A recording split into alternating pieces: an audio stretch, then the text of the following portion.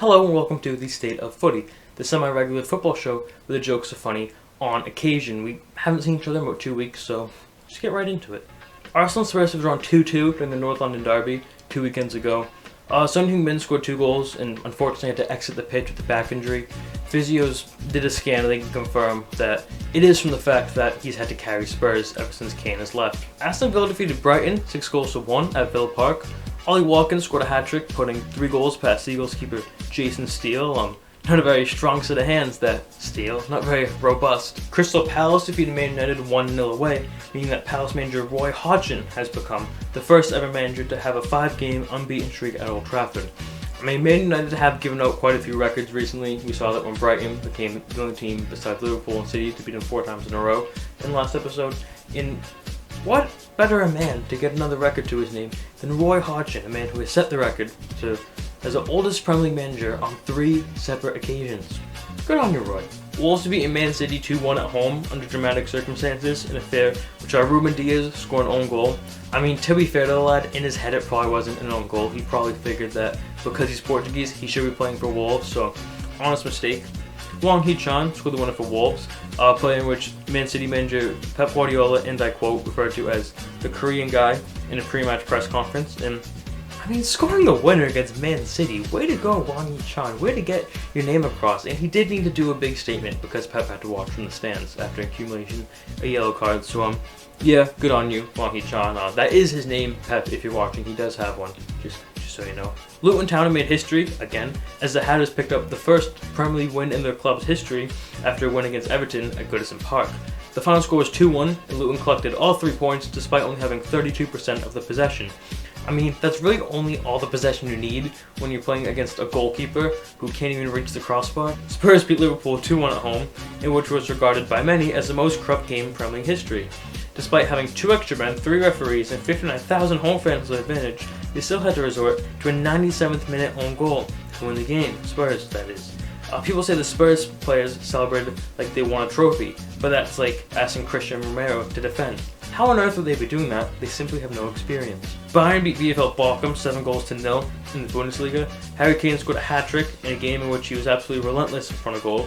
He later said that it reminded him of last year when he would come up against Christian Romero on the training ground.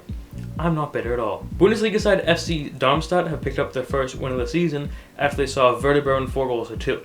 Darmstadt players said it would be the greatest thing to happen to the club in recent years. That's if they didn't get a chance to touch Darwin Núñez's hair in preseason, which they very much did. Trust me. Welcome to What's Happening with Heidenheim, a segment in which we keep you up to date with the channel's favorite club, 1FC Heidenheim. Basically, I've mentioned Heidenheim in the past 2 episodes, and I love a good streak, I love a good tradition, so we're gonna ride this one out. Our boys in blue and red faced Leverkusen following the 4-2 win over Werder Bremen, which you might remember as the first Bundesliga win in our club's history. Fortunately, it didn't go really the same against Leverkusen. We lost 4-1, but fear not, because we pulled a victory back with a 1-0 win over Union Berlin. And beating Champions League sides is something you can get used to as a FC Heidenheim fan like myself, because we're up to 10th place in the Bundesliga. Heidenheim are massive. Arsenal started their Women's Super League campaign against Liverpool, in which they were greeted by a record crowd at the Emirates. Liverpool won 1-0. It was an upset by nature and on paper. If Liverpool had less shots, less possession, and only brought 5 substitutes for some reason. Miri Taylor's lone strike was enough, as Liverpool repeated their 2-year streak now of opening day upsets. You might remember last year they beat Chelsea the first day of the season, and Chelsea won the league. So Arsenal fans think they're going to win the league now. Definitely not an excuse, but it is an interesting statistic by all means. Another interesting statistic is that if Liverpool continue this current form, we will have an unbeaten season and win the league up the Reds. Leicester City have gone top of the WSL following their 4-2 victory over Bristol City. You could say that Leicester are robbing Bristol City of the star that they would have wanted. Napoli star Victor Osimhen has considered legal action against his club after they mocked him in a series of TikTok videos, in which has been a very big and very serious story throughout this past week. We all have different ways of saying thank you for single-handedly leading us to our first league title in 3 decades. Yep, 3 decades, I did read that correctly. We all have our different ways of saying cheers to that, mate. I guess Napoli tend to opt for public shaming. Might be a cultural thing, who knows. The Saudi Arabia Football Association have sparked interest in potentially hiring Premier League referees to officiate Saudi Pro League games. I'm going to put the script down for a minute. Hey, Saudi FA, just you and me now.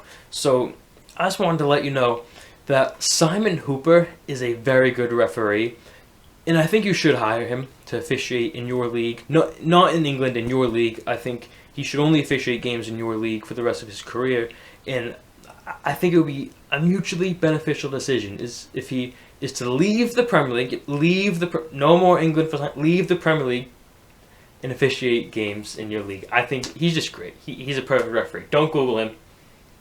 You don't need to, because stats don't do him justice, numbers don't do him justice. You'll find out for yourself once you make the very great decision to back him. So yeah, Saudi FA, from me to you, Simon Hooper is the man. Thank you for your time. Aston Villa are likely to end their kit manufacturing deal with Kelusport, as players have complained that the lack of sweat-wicking technology leads to the shirts feeling heavy and it hinders their performance. All I'm saying here is I'm really interested to see what their excuse is going to be after they sort out the shirts for losing to Liga Warsaw in the Conference League. I mean, they'll surely come up with one. Kelusport's catchphrase, its kind of tagline, its message, didn't mean to say that, is better never stops. More like weather never stops, if you know what I mean. That was weird, why'd I say that? Chelsea have recently announced that sporting company Infinite Athlete will be the new shirt sponsor, because they've been sponsorless for the first couple of weeks of the season. Yeah. I mean, I think it's a very well-suited sponsor for the club, given that 700 players join them every summer. So, me dramatically throwing my card across the room can mean one of two things. It can mean that this is the third time I had to record this video, and I'm actually running out of cards because I kept messing up that take. Or, it could mean that the video is over. Fortunately for you guys, that's what that means. See you in 2 weeks.